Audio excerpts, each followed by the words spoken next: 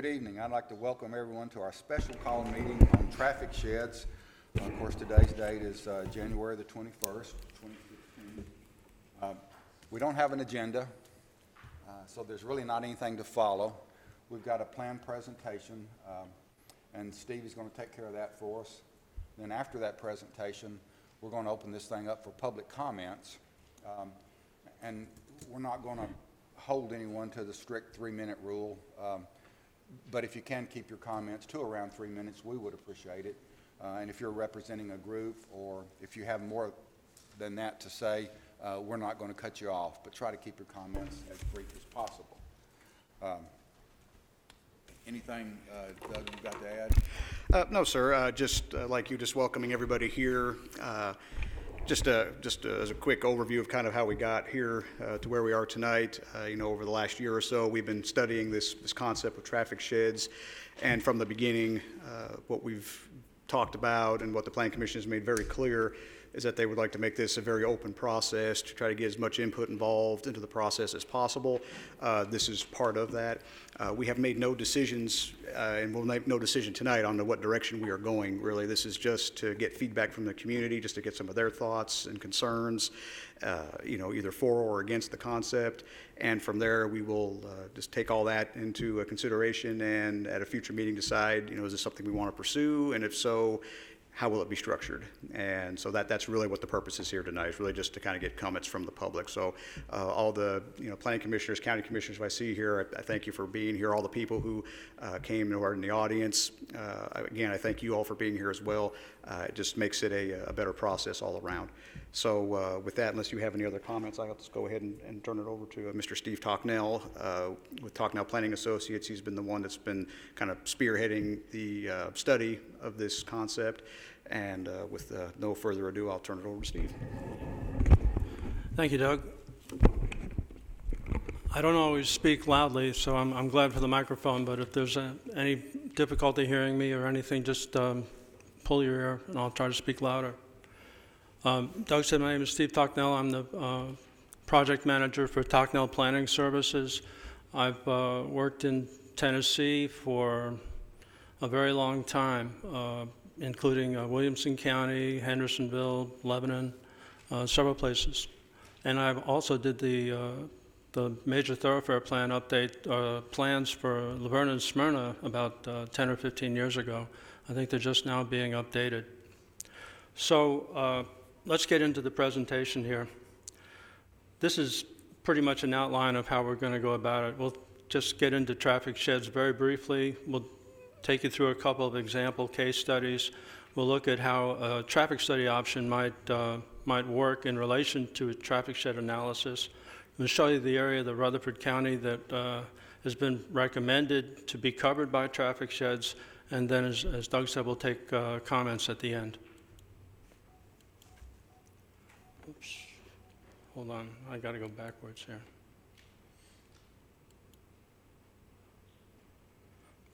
So as Doug mentioned, we did do a traffic shed framework study over the past year, and we developed a conceptual framework. The most important thing was that we had a series of meetings with the planning commissioners. We had a work session where several developers were in attendance. I think there were 3 meetings in 2015 and 1 right at the end of 2014.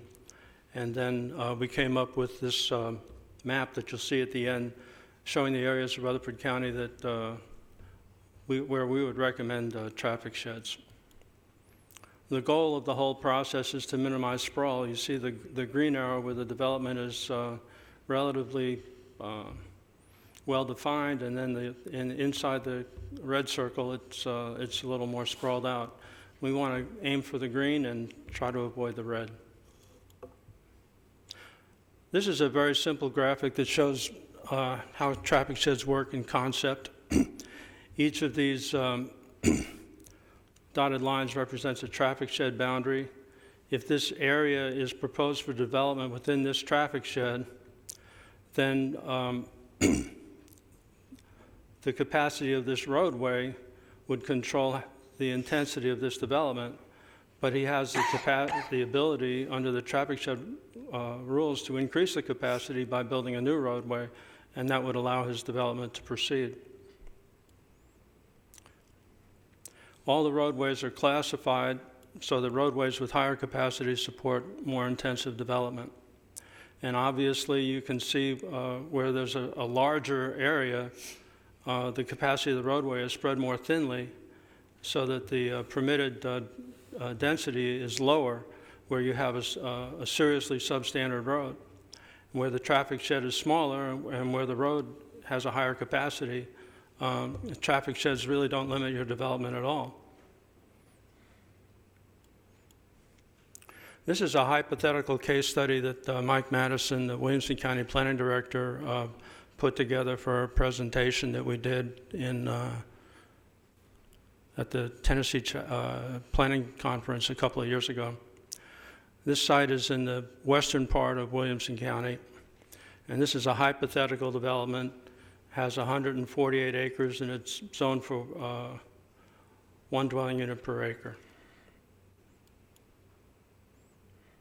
So it's zoned Rural Preservation 1.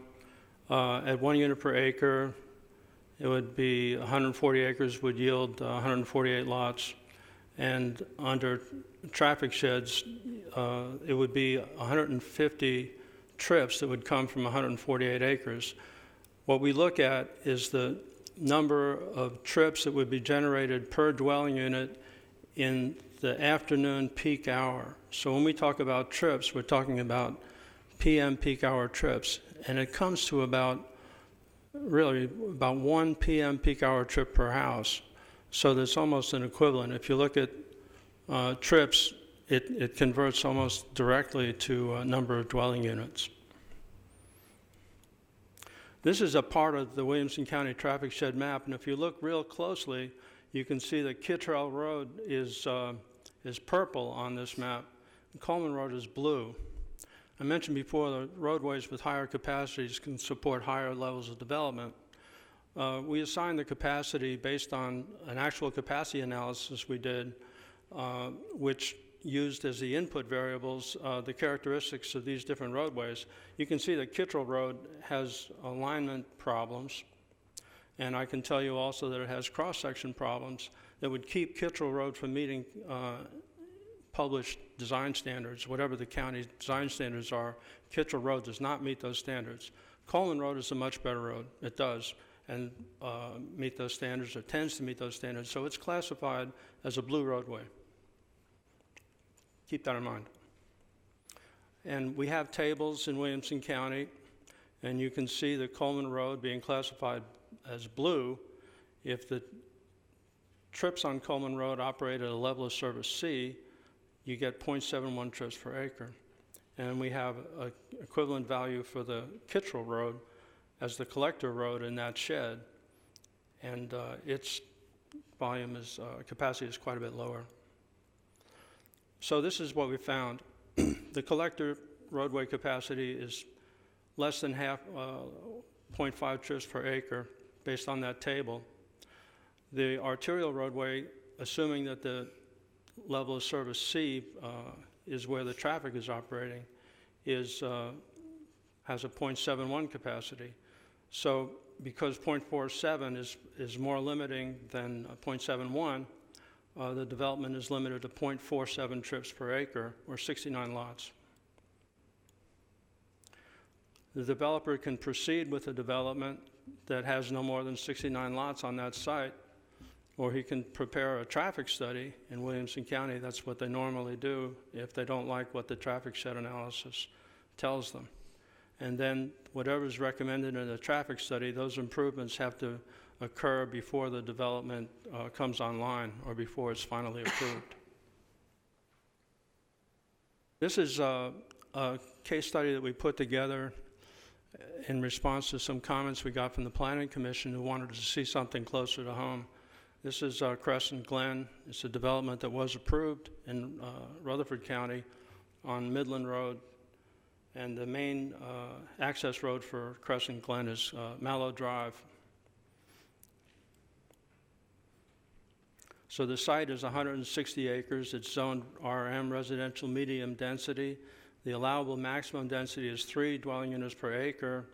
3 times 116 would be 348 lots. Doug tells me that the development is actually approved for 117 lots. There were other constraining factors, presumably. So we made up a traffic shed map, or a traffic shed, just for this example.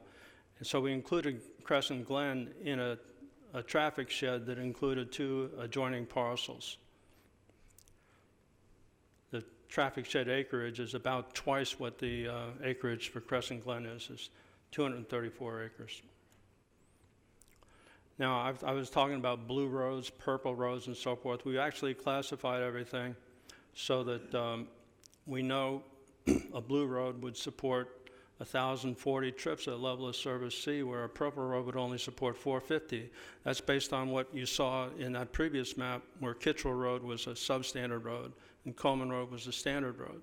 So the benefits of coming up to standards is significant. It more than doubles the capacity of the roadway. So if we go back to Crescent Glen, if Mallow Drive is blue, and you read off that table, it has a capacity of 1,040 trips. That's 234 acres. It's 444 trips per acre. So in terms of collector shed capacity, you're above what the zoning would allow. But if you look at the arterial, which is Midland Road, that's classified as purple. And we're assuming that the arterial shed is about 640 acres. We didn't really define an arterial shed for this example. But assuming it's the minimum size of an arterial shed, about 1 square mile, you take that roadway capacity and you get 0.47 trips per acre again. If you apply 0.47 trips per acre to the acreage in Crescent Glen, you have 55 lots that you're allowed. So just like before, the developer could proceed with 55 lots, or the developer could prepare a traffic study, which is what's normally done in Williamson County. And as in Williamson County, the improvements recommended in the traffic study would have to coincide with final improvement of the development. There's a couple of other options that I just wanted to demonstrate here. If you were to upgrade Midland Road so that its capacity was the capacity of a blue roadway, still 640 acres in the shed, you'd get 1.06 trips per acre, which times the number of acres in the development is about the same as what the development was approved for, would be 123 lots.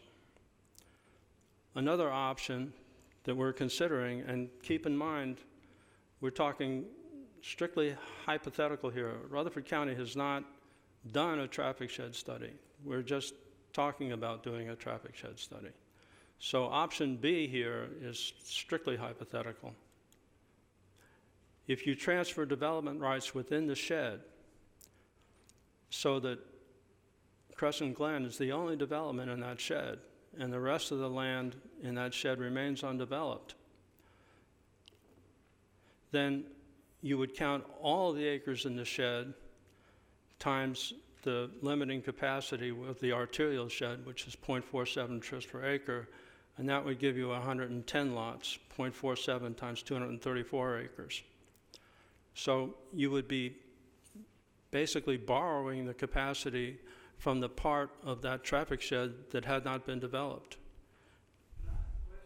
Yes, sir. Short attention span, I might forget this toward the end. How do you transfer development rights? Do you buy it from the other property owner, or does it just get used up? Or, I mean, how does that actually go about happening? I'm not recommending that you do transfer development rights, but in a typical scenario, a transfer of development rights would be by purchase. You would purchase the rights to develop that property from the other landowner. And it would be between the two parties. You'd have to have a willing buyer and a willing seller. But this is strictly hypothetical, and I am not recommending a transfer of development rights program for Rutherford County. I'm just suggesting how a TDR system would work in this case.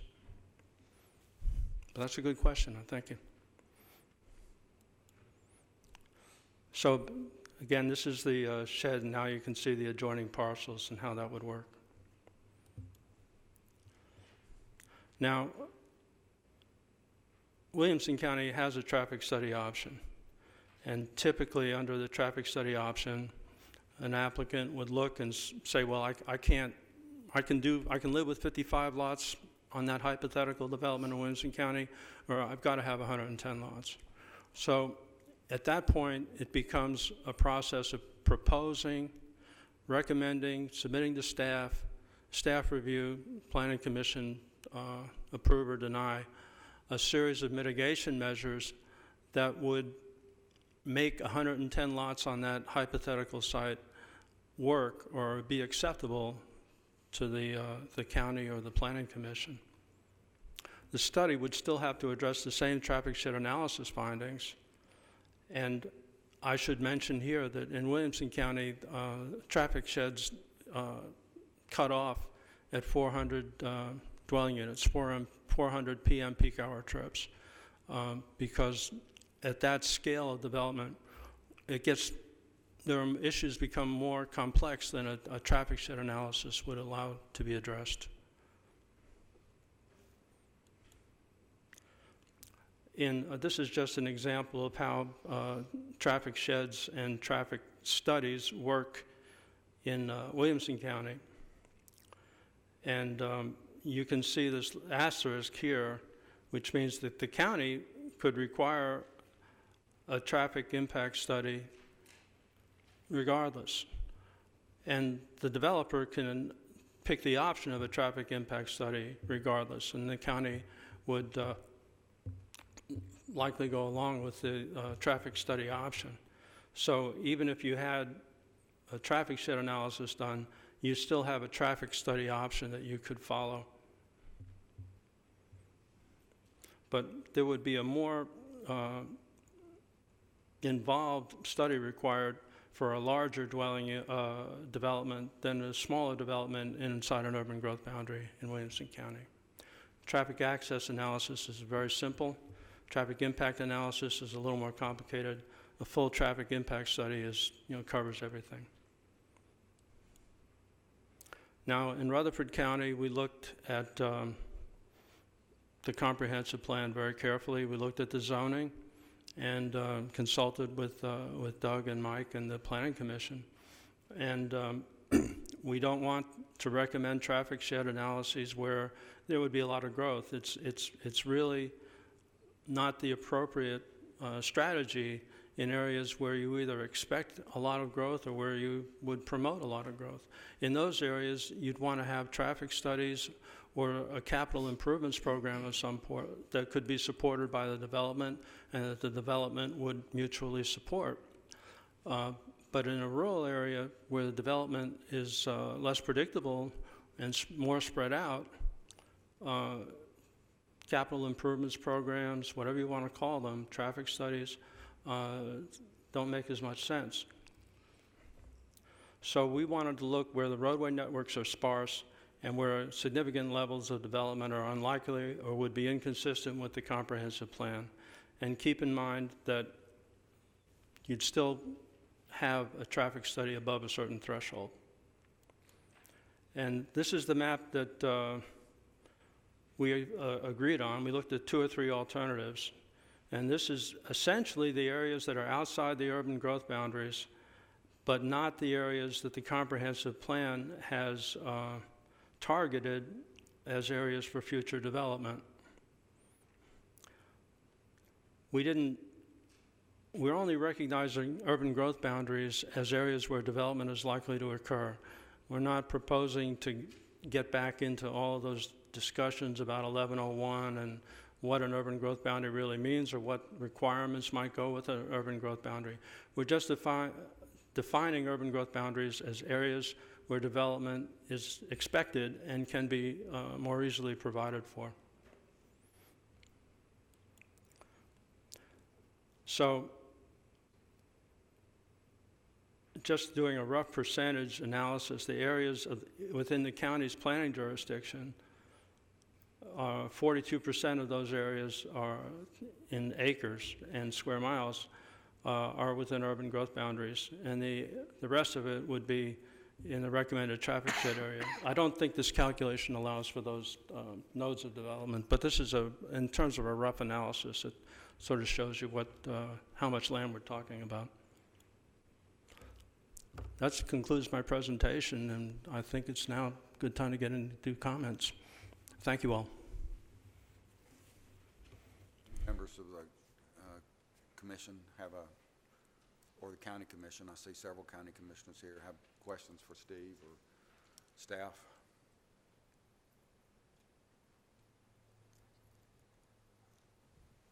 Doug? No, I don't have any other comments at this time. I think at this time, we just go ahead and open up the floor.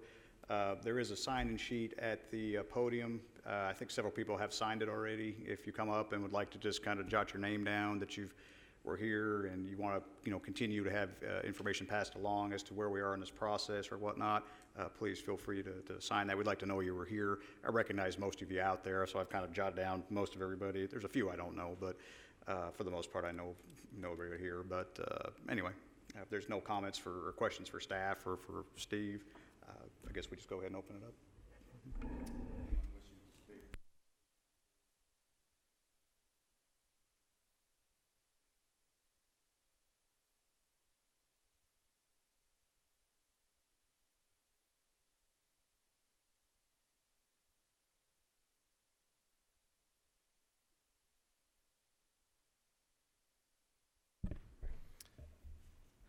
Good evening. My name is Chris Jensen. I'm president and representing the Rutherford County Home Builders Association here tonight.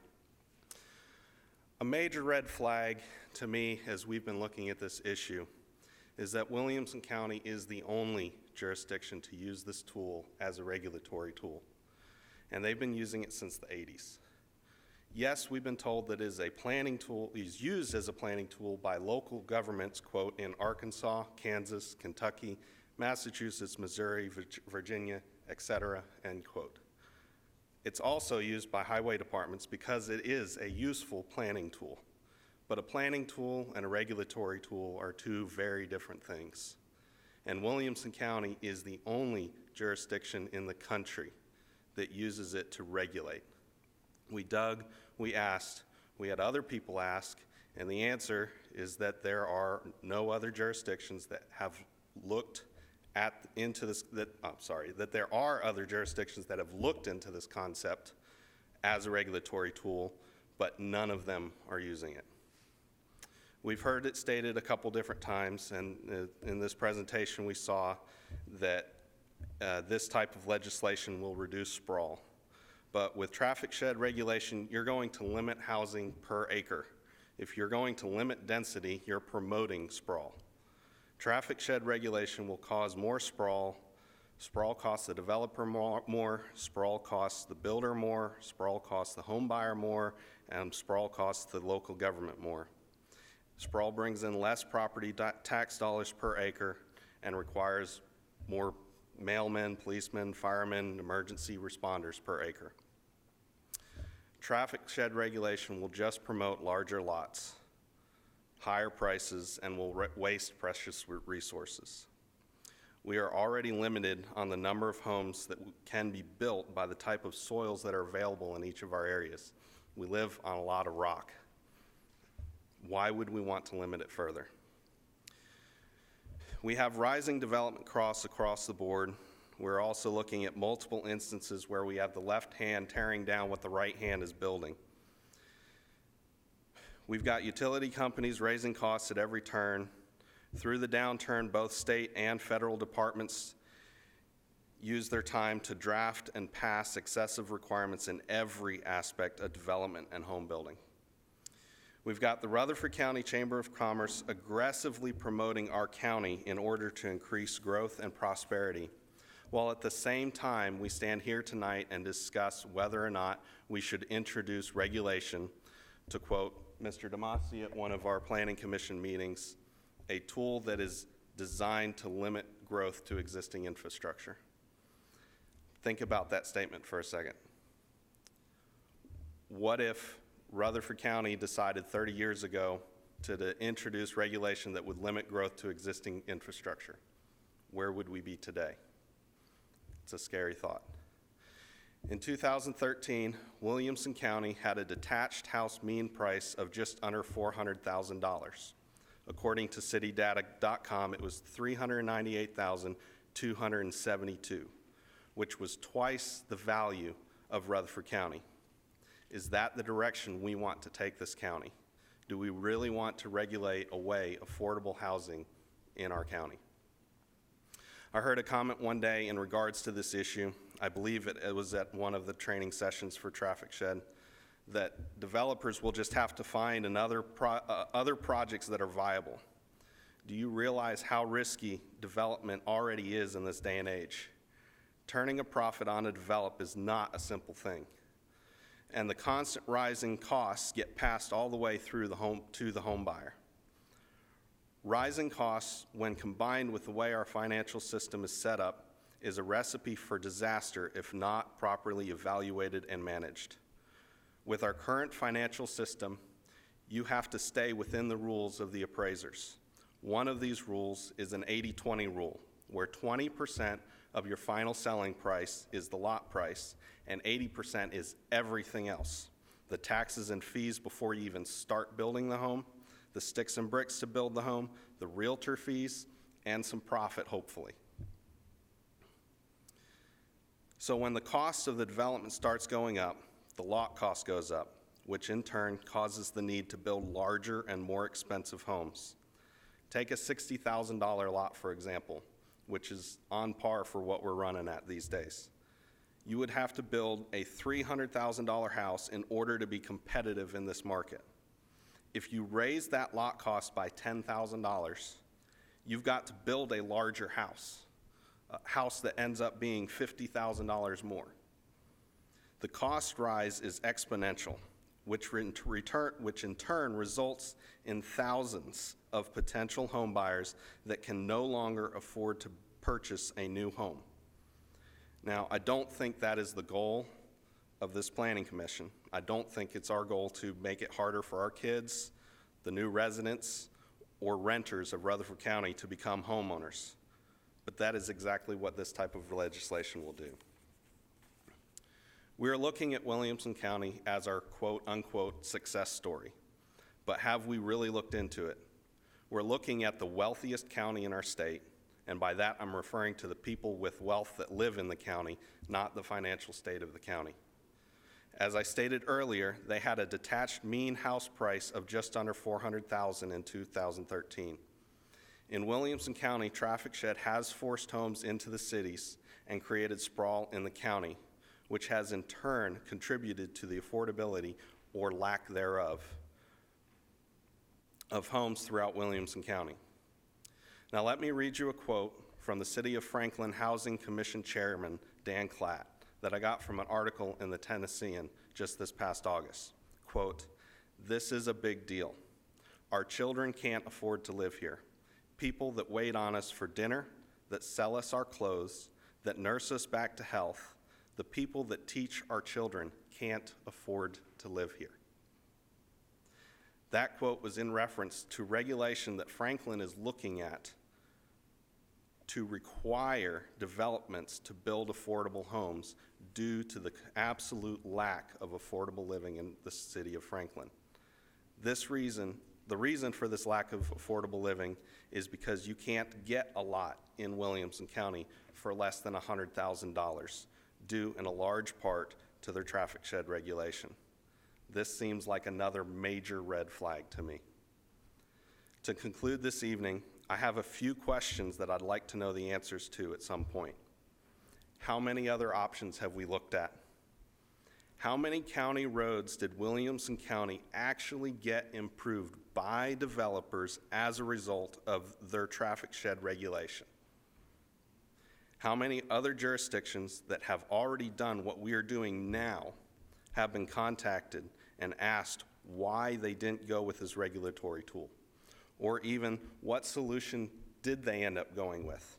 How is that solution working for them? How many farmers do you think are going to be knocking on your door when they find out that their property is now worth significantly less of what it is today? It is the opinion of the Rutherford County Home Builders Association that Traffic Shed regulation will change property values in a very negative way across the county. There will be a lucky few landowners who will win the lottery and watch their land values skyrocket as there's a land grab for viable, developable land in the county. The rest of the unfortunate many will watch as the value of their land drops like a rock because they don't happen to live on a state highway. And we will all watch as traffic regulation in its core essence makes viable projects that are designed to provide affordable housing to Rutherford County no longer affordable. I do want to thank each and every one of you for your time and commitment to our county. I ask that you take our thoughts into consideration, and please let us know if there's any way that the Rutherford County Home Builders Association can help.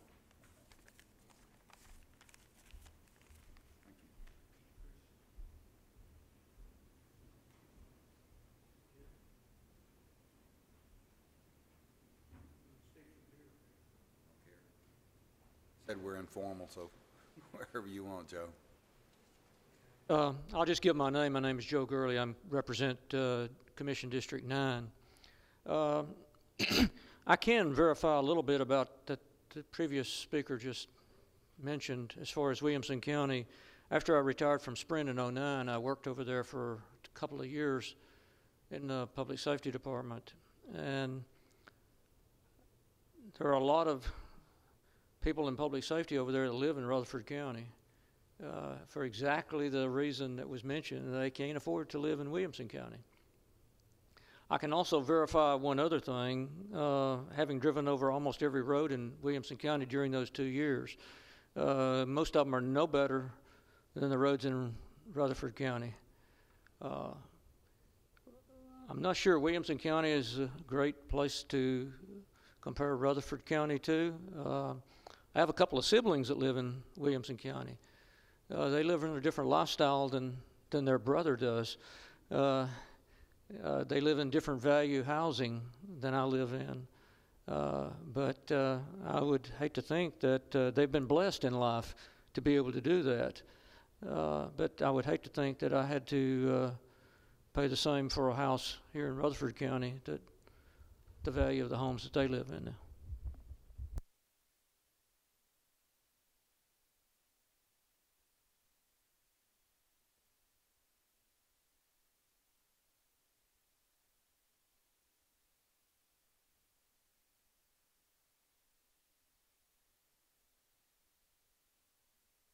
My name is Jake Robinson, and I'm not a developer, not a part of any stakeholder group. I'm a concerned citizen. I do represent a group of people called Concerned Citizens of Rutherford County, and we're citizens who believe in protecting our individual property rights, the free market, and the ability for the free market to operate unimpeded by local government. And I just had a couple questions. I wonder if you guys can clarify, because I understood the numbers from the president of the Home Builders Association. Those numbers I could understand. These numbers I had a really hard time grasping. But when you said that there are areas that the county is targeting for growth, and I'm assuming that's based on the comprehensive plan, is that, are those the areas that you guys call nodes? Okay, the nodes are like Christiana, Lascassas. Can you name Milton. a few of them? Yeah, you just did. Christiana, Lascassas, Milton, Rockville, Blackman. And those are in the areas where maybe there's like a small little crossroad and maybe one stop sign and some old buildings. It has a character, and people like to, you know, they like those small places. But isn't that where we're that the comprehensive plan that was passed in 2012, I believe, 2011, at the end of 2011, isn't that where we're going to allow them to have high-density, mixed-use, livable, walkable, less auto-dependent communities as spec'd out by the comprehensive plan? The comprehensive plan made recommendations for the possibility of that. Now, the zoning of those areas is still what the conventional zoning is for the rest of the county, RM, RL, something to that effect. Now, what staff would intended for those areas was over time, each of those areas would have kind of what's called a small area study, kind of like a more focused study on those areas. and we would develop zoning regulations specific to those areas. So if the people in those areas didn't necessarily want the mixed use, they didn't have to have it. Again, they're not zoned for that now. That was just a recommendation of the plan. But ultimately, that was the direction we wanted to go in. And the direction that the comprehensive plan was heading was we were going to take what was across the county in the unincorporated areas, a capacity to build 3 units per acre. We were going to do a wholesale change down to 1 unit per acre. Isn't that correct? Well, there's portions that were recommended for 3 units an acre. That was the suburban belt area. There was an area outside of that called the rural area, which when we did the zoning ordinance a couple years after that, it was essentially what we did. We took that line between what was the suburban belt and then the rural area. So the areas within the suburban belt are pretty much what you are seeing as zoned RM today. The areas outside of that are zoned RL, which is the 1 unit per acre. But however, there was some pushback from citizens of Rutherford County on this idea of reducing the ability for a developer or a farmer who's 72, who wants to retire, his kids don't want to take over the farm, he's got 100 acres, wants to sell it to a developer wants to build on it, could build maybe up to 3 units per acre. We know that never happens. There's always some areas that don't work out. But you want to get the maximum number that you can in there. And what happened is that they would be limited to 1 unit per acre. And if you draw this imaginary line, a suburban belt, for example, you're picking winners and losers. And you may be the loser if you happen to be on the side of the line where they've reduced your capacity. I don't see that, and we won on that. I think the county acquiesced and did not. And that was, I think, the linchpin that would have codified this ability to decimate the property values in unincorporated areas. They did acquiesce. I believe, though, this traffic shed is just a Trojan horse. It's painted a different color. It's going to accomplish the very same negative impact on the unincorporated areas, because we're going to use some arbitrary number of how many trips during a peak hour that this particular road can handle. And basically, we're going to put the full 100% cost on the developer to upgrade that road to make it work. So as a question in your presentation, where you talked about the upgrading Midland Road on Crescent Glen, you said if you'd upgrade the road, you could get from 55, which you were limited to lots, back up to 115 or whatever it was. Do we know what the additional cost estimate would be for the home builder to upgrade that roadway in order to make that happen? I'll answer part of it if Steve, you want to jump in. When we did the example, it was really just for that purpose of seeing, give it a real, more of a, as he said in the presentation, more of a local flavor to it. How would this work? Now, we didn't get into the cost estimates of any of the roads or anything. Now, Steve, if you wanted to add anything to that. Does anybody else out there have the same question I do, that you would really like to know what that cost estimate would be and what the real cost for that developer to do that?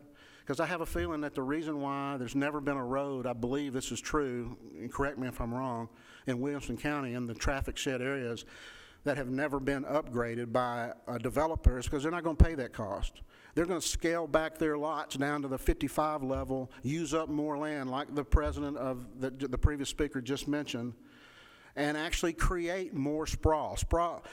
I don't like the word sprawl. It's used by planners all the time because it's evil.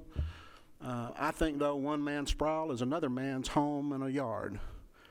And people want a home and a yard, and they want to go out and buy a house, say, in the country. And maybe they realize a road is not that great, but they make that choice. That's called the free market. And I believe that this plan is going to have negative impacts that we might not even realize now. On the, and when you said that you wouldn't use a traffic study, it would not make sense to do that in a rural area, I guess in a sparse network. Can you explain why that is? I didn't really understand why that would be a negative thing to use a traffic study versus using a traffic shed. Sorry. When you mentioned that you wouldn't typically use a traffic study, you wouldn't want to do that if it's a rural area or a sparse network. You said you would not want to do that. It wouldn't make sense. Is there a reason? What is the reason why you wouldn't do that?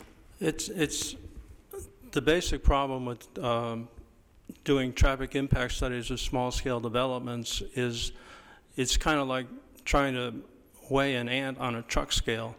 The impact is not reflected in the study. Okay. So if you use a traffic shed model, and by the way, I do find it ironic that the traffic shed model uses the peak traffic count, or is it peak traffic hour, is that it? Peak hour. What is that hour in the afternoon?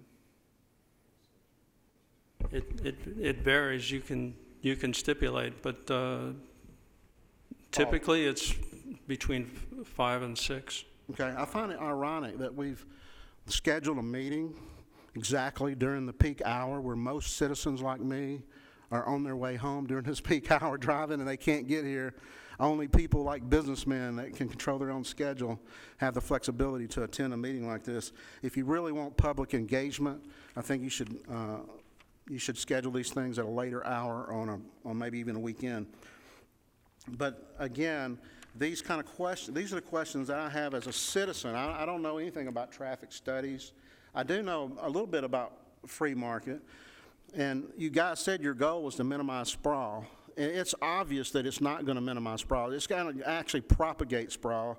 So how would you address that if doing a traffic study actually incents the builder to reduce the number of lots, and maybe instead of having a 3/4 acre lot or a 1/4 acre lot, now they're using a 1 acre or 3 acre or 5 acre lot, because they're probably going to have to buy the same parcel from the seller, regardless of how many lots they can get on it, regardless how many lots they can get permission to build from a government.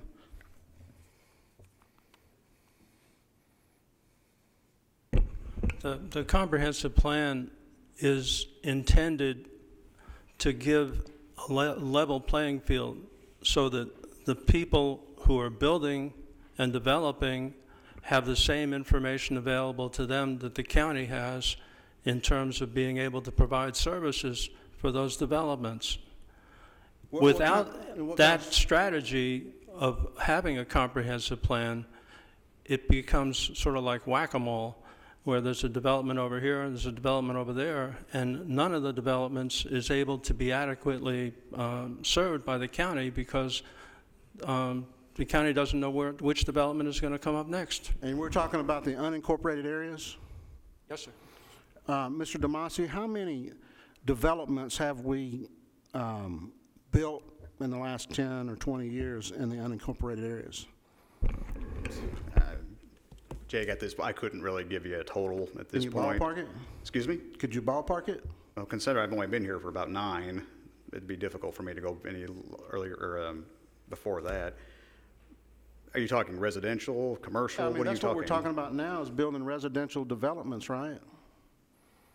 Just a ballpark? I really couldn't even give you a ballpark right now, just Okay, because I can't. There have been a number of them, and like I said, when I first started working here, things were going pretty hot and heavy at that time. Of course, things slowed down. Things are starting to pick back up. We're working on our year-end report right now for presentation on Monday. But as far as giving you a total, I can get you those numbers with a little bit of time to research. I just haven't had time to do that. Yeah, I believe I asked you the exact same question back in 2011 when we had a public meeting about the 2035 comprehensive plan. And I don't think I ever got an answer on that. But my point is, I don't know that you can even point to any development that's happened out in the rural area that you can point to and say, wow, we're not able to supply the adequate need for that. What are the needs that the county has to supply to a development, a rural development, a subdivision? What is the county on the hook for? Are you asking me that, or are you just yes, I am. making a comment? No, I'm asking. I'm sorry, I don't mean to be crass, but No, well, I'm sorry, just I wasn't sure what you were getting at there. I mean, what's the county on the line for? Of course, schools, roads, police, fire protection, those type things. okay. I mean, that's, again, just off the top of my head. And if you believe our city and county fathers, They're telling us that we're going to double our population over the next some odd years to 600,000, I think is what they're saying. And they're saying it's going to happen whether we want it or not. It's almost like if we don't build the houses, they're going to show up in the street on the back of a Jed Clampett mobile with all their stuff packed up looking for a house to buy, and that we're obligated to build that house for them.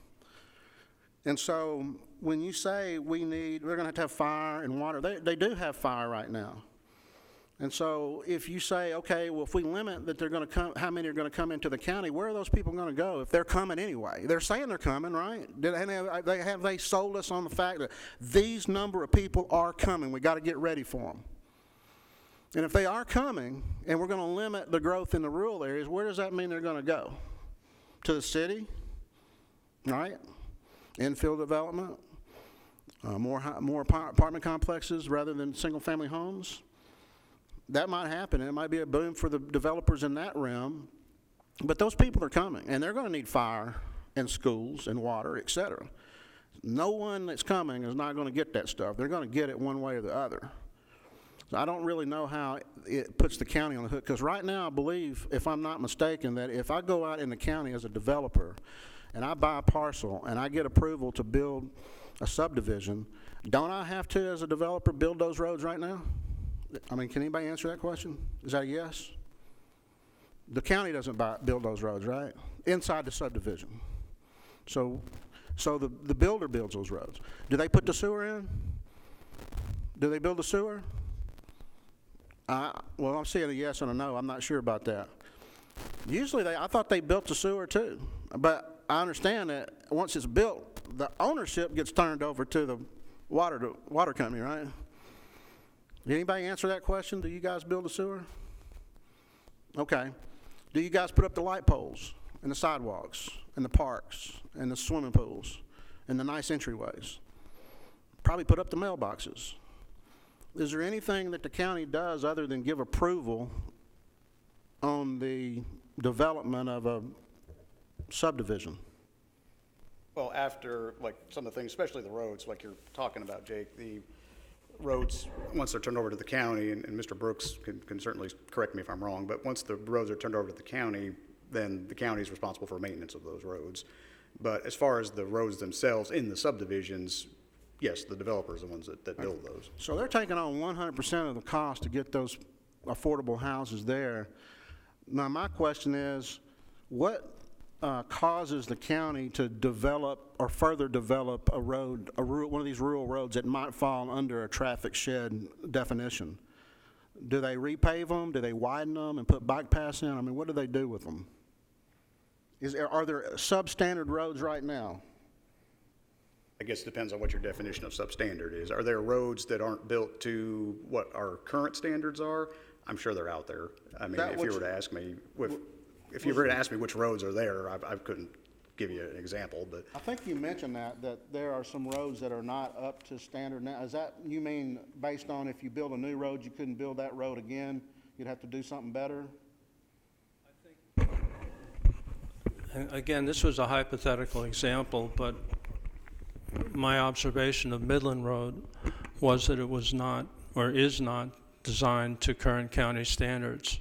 And in the hypothetical example, the assumption was made, and this is a hypothetical study just for illustration, that Midland Road is not designed to current standards for a county road.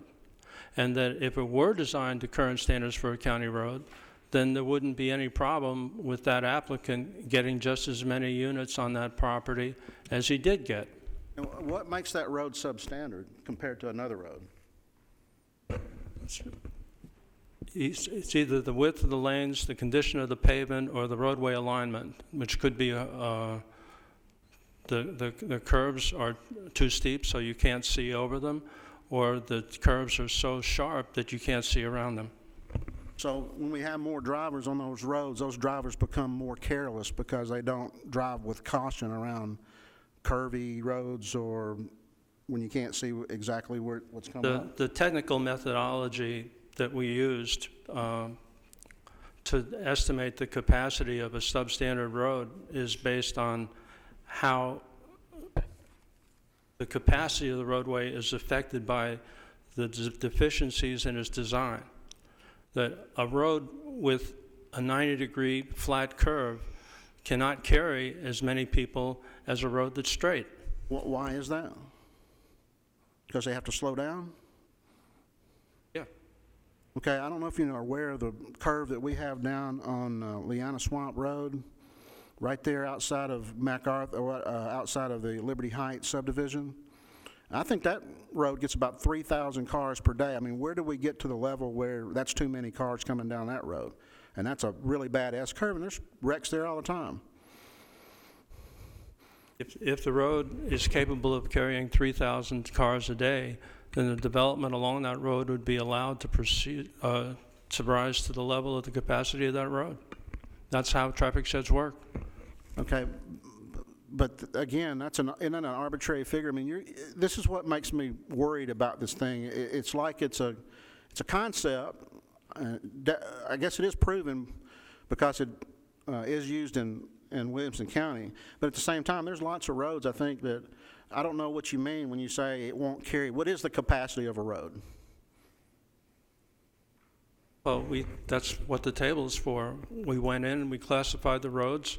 We used the engineer's accepted methodology to determine what the capacity of the road is, given that doesn't meet current county standards. How does the deficiency in the design affect the capacity of the road? That's the basis for the whole thing. But I thought all roads are classified based on the peak hour, not based on how many curves it has. Based on the alignment, they're based on the width, and they're based on the condition of the pavement. So it's not based on peak hour. The peak hour capacity is a function of the alignment, the width, and the condition of the pavement. No, peak hour is how many people, you've already said this, you said it's units per acre, or how many people per acre, or how many people live in a household, right? You said it was a number of people in a household per acre. You've been up here about 20 minutes. Yeah, I realize that. And are getting a little bit argumentative. Okay, that's right. I'm a concerned citizen of Rutherford County. I get it. I'll be finishing up very quickly, but this last point, can you at least clarify, isn't this traffic shed based on the population that lives in a particular area based on the number of households that will be taking a trip during a peak hour in the afternoon between maybe 5 and 6? Oh.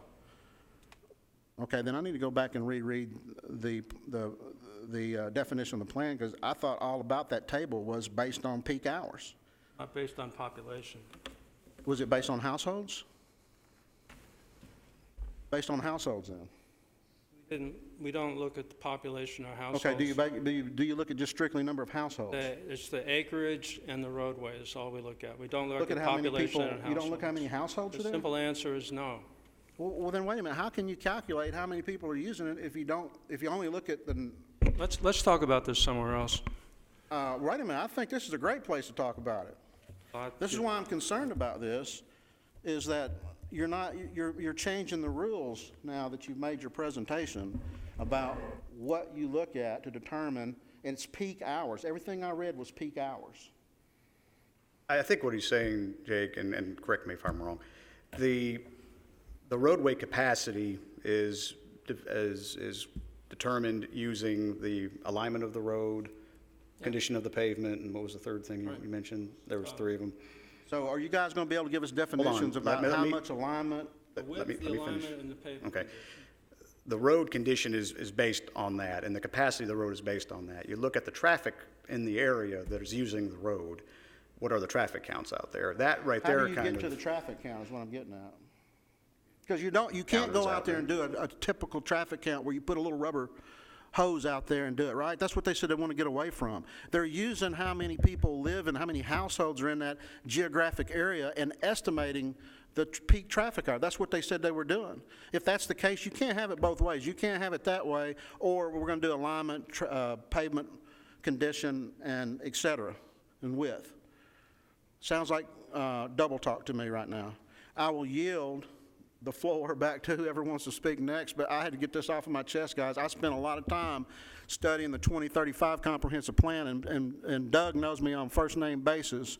There's a lot of stuff in there that makes a difference to the average citizen when it comes to my property rights or my ability to have a free market or your ability to build a dadgum house where you think you should and where a person wants to buy it from. Thank you.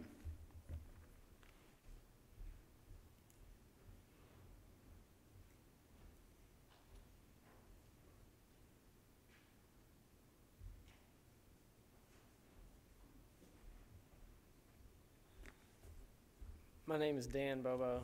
I'm with Old South Properties, and this is the first time I've seen the presentation firsthand, so I appreciate the opportunity. I know that there have been some options as far as how to address the infrastructure issue, because we know as we develop that infrastructure cannot be ignored, and if I interpret anything wrong about your presentation, just let me know. But it looks like a large portion of the cost isn't in relation to a cost sharing. So if I'm half mile down the road, the first person to develop bears the whole portion of the cost for road improvements back to a level of service that is adequate. Is that correct? There are different ways to skin that cat, and everything we presented tonight is hypothetical. All right. Well, and like I said, I appreciate the opportunity to see that, and that was sort of my one concern is going through it. How is the cost shared, or is it just one person? So, like I said, I appreciate the opportunity to hear firsthand, and I know there's some other people that would like to comment as well. Well, one of the things that Mr. Phillips said before we called everyone together was that this is an analytical tool, and how the county chooses to use that tool has not been decided yet. Okay, thank you.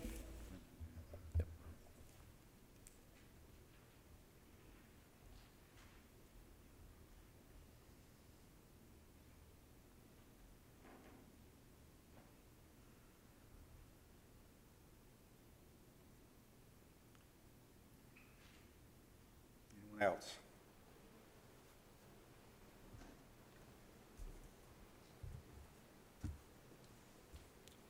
Let me just say that this is, we're about a year and a half, I believe, into this process, and we could have done it a lot quicker. We've chosen to go slowly, and I mean really slowly in this process, so that everyone will know what we're doing and what we want to do. Funding and how we pay for road improvements has been discussed quite a bit, but the staff has been directed by the Planning Commission to take funding out of the mechanism and try to use this as a development tool for the growth that we're going to have. It doesn't mean that we won't come up with something, but what we're trying to develop is a tool.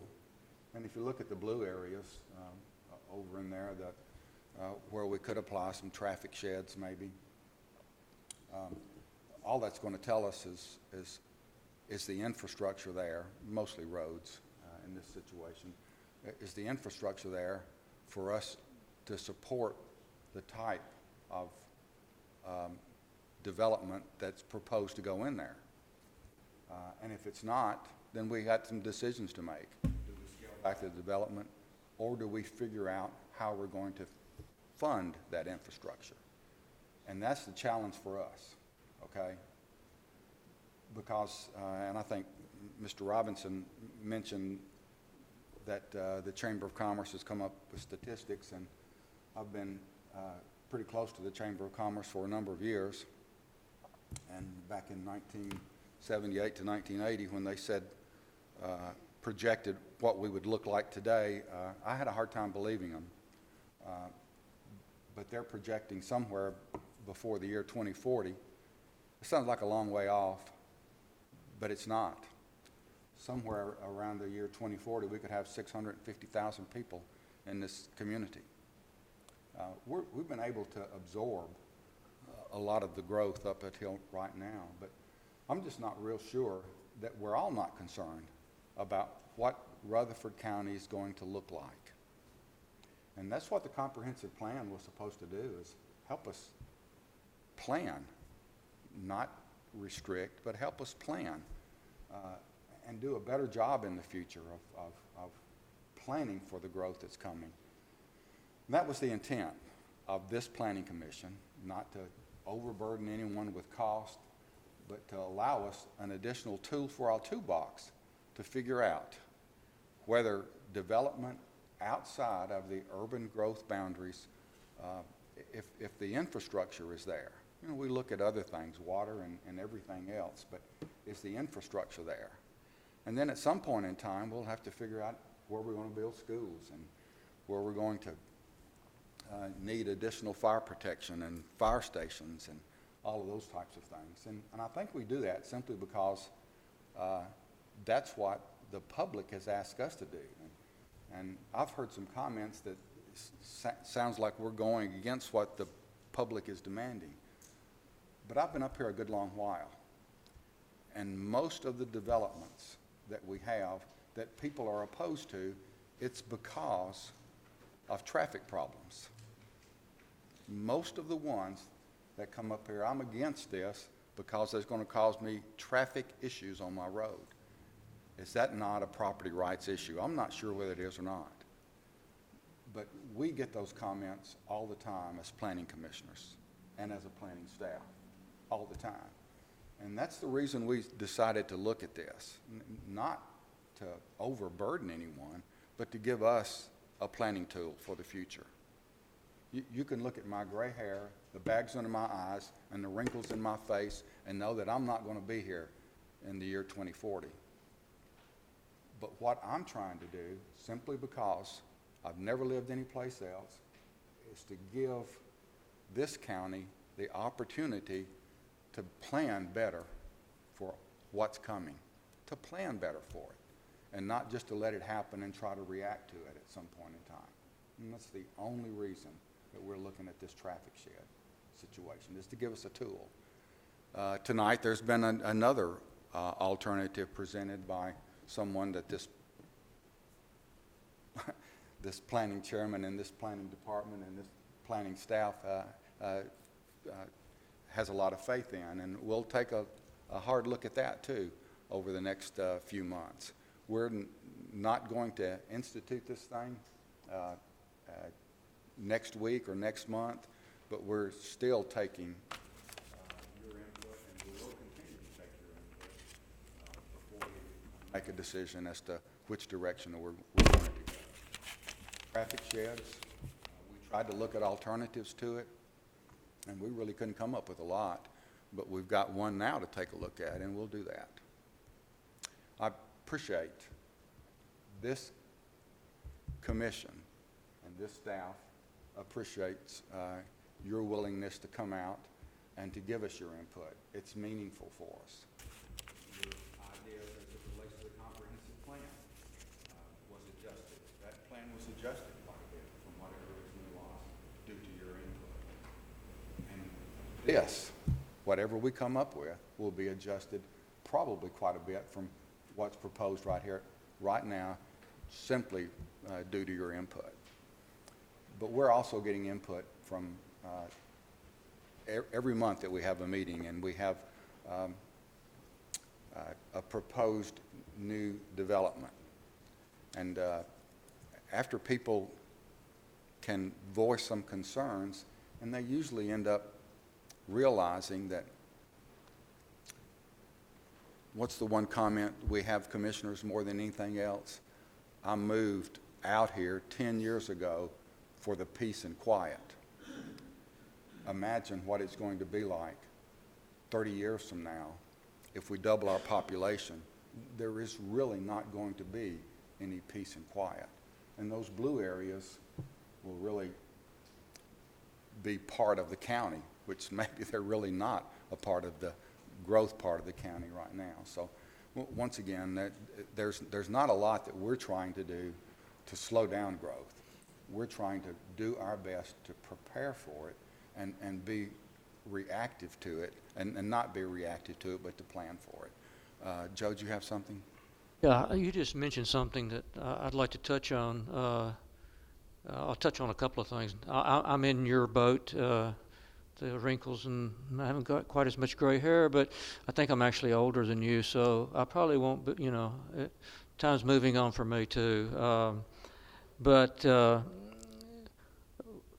one of the things you mentioned about the peace and quiet, and it's something that we really haven't addressed a lot from a planning standpoint or a county standpoint, and that's the preservation of some green space and the areas so that people can go and have a place to go and be quiet and have peace and quiet. And my daughter lives in East Nashville, but she's only half a mile away from a major Shelby Bottoms area there where she can go and walk and bike and really enjoy nature, Radnor Lake, other places, the water parks that are, even though Nashville's as big as it is and noisy as it is and so on, she can still go and get away. And that's something I really think from a planning standpoint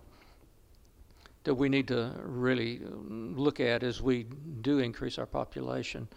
The other thing is, I really don't, I kind of touched on this in my previous comments, but we're really not Williamson County. I learned that the 2 years I worked over there. We're really not Williamson County.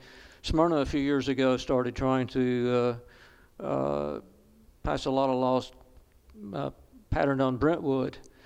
Well, I worked 3 years in Brentwood prior to working in Williamson County for a major corporation in Maryland Farms there. And, Rolls Royces were not too uncommon. You see driving around the streets. We don't see those in Smyrna. I don't see them very often at any rate. So, I really think that we need to look as a group of citizens, as planning commission, within what fits Rutherford County. And the best way to do that, exactly how to form a group of people with, as you mentioned, another idea has been presented, people with good ideas. I know in Rutherford County we have people with good ideas how to resolve some of the problems that we have. So that's the end of my statement. Thank you. Appreciate all you do.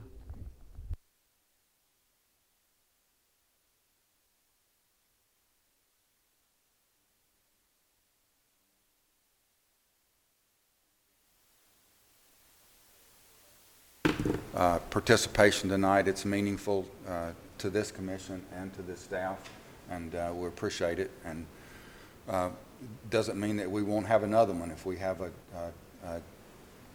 update in what we're trying to do. So the participation by everyone, commissioners and the building community is appreciated. Nothing else, we stand adjourned.